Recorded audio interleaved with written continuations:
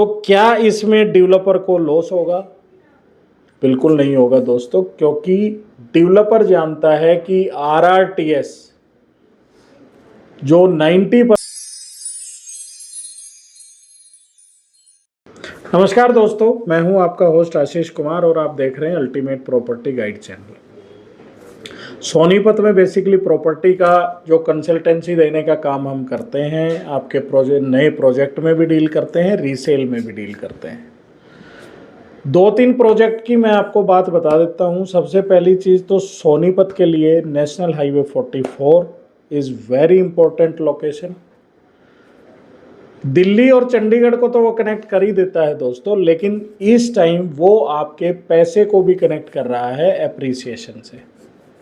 यहाँ पे कुछ साइटें हैं जहाँ पे आप करंट में देख सकते हैं, उनकी मैं कुछ की हिस्ट्री बता देता हूँ और करंट के प्राइस बता देता हूँ, और थोड़ा सा मैं आपको समझाने की कोशिश करूँगा कि नेशनल हाईवे 44 के प्राइसेस क्यों बढ़ेंगे। सबसे पहले हिस्ट्री की बात कर लेते हैं तो PP2, ओमैक्स, पार्श्वनाथ, ये कुछ प्रोजेक्ट ऑलरेडी वहाँ पे थे और काफ़ी कम प्राइस पे उस टाइम ओमैक्स और पार्श्वनाथ और एलडी को काउंटी काफ़ी कम प्राइस में सेल हुए। फिर धीरे धीरे वहाँ प्राइस ग्रो होके वो तकरीबन 40-45 हज़ार रुपये तक पहुँचे। उस टाइम पे हमारा 40 हज़ार रुपये में PP2 की एक तरह से शुरुआत थी।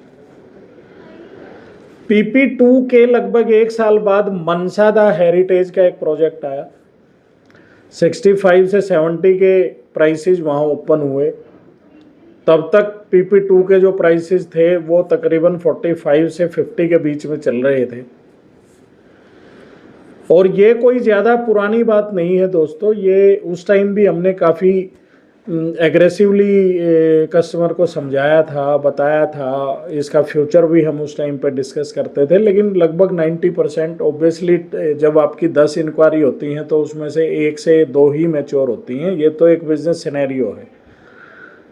लेकिन जो 8 लोग जिन्होंने ये डिसीजन नहीं लिया या किसी कारण से वे नहीं ले पाए, वे आज की डेट में रिग्रेट लिस्ट में हैं। और काफ़ी उस टाइम के विजिट किए हुए कस्टमर्स का आज भी हमारे पास कॉल आता है और वो उसके लिए रिग्रेट भी महसूस करते हैं कि वो ना लेने का जो डिसीजन लिया गया वो गलत था। तो ये तो हुई बात जब प्राइस स्टार्ट हुए, और आज की जो सिनेरियो है मैं वो बता देता हूँ कि PP2 के जो प्राइस हैं वो तकरीबन आपका 82,000 से लेके, मतलब लास्ट आपका F ब्लॉक पड़ता है हाईवे से बिल्कुल एंड में वो पड़ जाता है। अगर F से A की तरफ आएंगे तो 82,000 से लेके 1,30,000 रुपये तक के प्राइसेज हैं।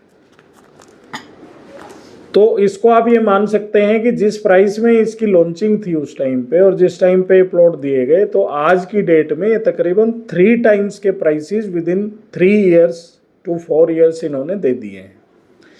इसी तरह मनसा के भी प्राइसेस आज की डेट में 1.25 से 1.40 के बीच में ट्रेड हो रहे हैं। तो लगभग 2 गुना से 2.25 गुना के आसपास का प्रॉफिट मनसा ने भी दिया है। अब अचानक से आप देखेंगे कि नेशनल हाईवे पे काफ़ी सारे प्रोजेक्ट्स आने लगे हैं। रमाया उसमें आ गया, सवर्णा उसमें आ गया, अभी कुछ नए प्रोजेक्ट भी आ रहे हैं। फिर PP ग्रीन का ही एक प्रोजेक्ट जुरासिक पार्क आ गया, PP ग्रीन का ही एक जनरल टाउनशिप आ गई सेक्टर 7 के अपोजिट में, और बहुत सारे डेवलपर अभी भी लैंड ढूंढ रहे हैं। क्राफ्ट होम में आप लोगों का बहुत बहुत धन्यवाद। क्राफ्ट में हमने काफ़ी अच्छा काम किया उस टाइम पे, आप लोगों का अच्छा साथ रहा। क्राफ्ट का भी एक प्रोजेक्ट अभी कुछ 3-4 महीनों के बाद आने वाला है, उनका भी वो प्रोसेस ऑन गोइंग है। तो आप इस चीज़ से थोड़ा सा कोरिलेट कीजिए कि ये जो डिमांड है डेवलपर्स की, मैं कस्टमर की नहीं कह रहा, इस प्राइस में, जिस प्राइस में ये सारे प्रोजेक्ट सेल हो रहे हैं, इस प्राइस में आज की डेट में जो मेरी इंक्वायरी जनरली 10 कॉल पे 3 मैच्योरिटी की थी, आज की डेट में ये मैच्योरिटी 10 कॉल पे 1 कॉल की घट गई है। उसके बावजूद, मैं आपको बता रहा हूँ, उसके बावजूद, इंक्वायरी घटने के बावजूद नेशनल हाईवे 44 पे प्रोजेक्ट आने नहीं रुक रहे। तो क्या इसमें डेवलपर को लॉस होगा? बिल्कुल नहीं होगा दोस्तों, क्योंकि डेवलपर जानता है कि आरआरटीएस जो 90% मिडिल क्लास फैमिलीज इंडिया में हैं, उनके लिए आरआरटीएस का क्या महत्व है, रेड लाइन मेट्रो का क्या महत्व है, ऑर्बिटल रेल का क्या महत्व है, वंदे भारत का क्या महत्व है, बुलेट ट्रेन का क्या महत्व है, जो कि दिल्ली से अमृतसर जानी है। बहुत सारे लोग कमेंट भी करेंगे कि ये तो पता नहीं कब का प्रोजेक्ट है। तो बाबूजी, उनके लिए जवाब ये है कि जब इस दुनिया में आए हैं और प्रोजेक्ट जब चल ही रहे हैं तो डिस्कशन तो उनका होगा ही, चाहे आए वो 2035 में। लेकिन जो चीज़ जब आनी है वो तो तय है। 2029 से पहले सोनीपत की कनेक्टिविटी आप रेड लाइन मेट्रो से भी देखेंगे। You can travel with red line metro in 2029 in Sonipat, and RRTS से भी आप 2029 में ही कनेक्ट हो जाएंगे, एटलीस्ट सोनीपत हो जाएगा। तो नेशनल हाईवे के इन प्रोजेक्ट पे अगर डेवलपर नहीं रुक रहे हैं तो मुझे ये लगता है कि इन्वेस्टर्स को, एंड यूजर्स को भी यहाँ पे नहीं रुकना चाहिए, क्योंकि जितना आप डिले करेंगे, बेसिकली जब आप प्रॉपर्टी नहीं खरीदते हैं तो वो आपके डिसीजन का पनिशमेंट नहीं होता, वो टाइम का एक पनिशमेंट होता है। प्रॉपर्टी आपको समय के साथ साथ, या तो आप पैसा ज़्यादा लगाइए और टाइम कम लगाइए और इन्वेस्टमेंट के एप्रिसिएशन अच्छे लीजिए, या आप इन्वेस्टमेंट कम कीजिए और समय ज़्यादा लगाइए। तो दोनों में से आपको एक चीज़ लगानी पड़ेगी दोस्तों, उसी से एप्रिसिएशन आता है।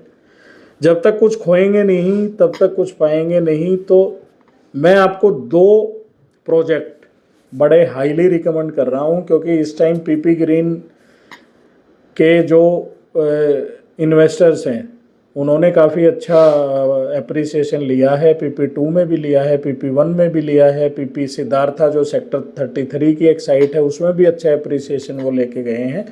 और नो डाउट PP सिद्धार्था भी आपका तकरीबन 1.10 1.15 तक इस साल टच करेगी। लेकिन अगर नेशनल हाईवे पे आप प्रोजेक्ट चूज कर रहे हैं तो 2 प्रोजेक्ट को बिल्कुल मिस मत कीजिएगा। एक तो जुरासिक पार्क रेजिडेंसी आ रहा है दोस्तों, पीपी ग्रीन का ये प्रोजेक्ट है। 150 से 180 गज के वहाँ प्लॉट हैं, 10 मीटर के रोड रखे गए हैं, प्रॉपर क्लब रखा गया है, फ्रंट में कमर्शियल ऑलरेडी वर्किंग है। दूसरा, पीपी ग्रीन की ही एक जनरल टाउनशिप आ रही है दोस्तों, सेक्टर 7 के अपोजिट एक्शन लॉजिस्टिक पार्क। काफ़ी वीडियो हमने उसके बनाए हैं। 250 से लेके और 550 गज तक के वहाँ पे प्लॉट है, प्रॉपर क्लब रखा गया है, 218 मीटर से एंट्री रखी गई है, 24 मीटर से उस टाउनशिप को क्रॉस करते हुए 45 मीटर और हाईवे को जोड़ा गया है। ईस्ट और वेस्ट के ज़्यादातर इसमें प्लॉट रहेंगे, बड़ी अच्छी डेवलपमेंट के साथ।